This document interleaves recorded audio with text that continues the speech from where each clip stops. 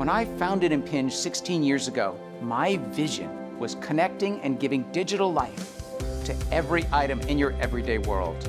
The Internet of Things is about connecting things, not just billions of powered electronic devices, but literally extending the reach of the Internet by a factor of 100 to everyday items like retail apparel, airline luggage, pharmaceuticals, automotive parts, food, really everything. Imagine the applications that can be built on connectivity to those items. We believe the value of that connectivity and the transformation it will have on our lives will be profound.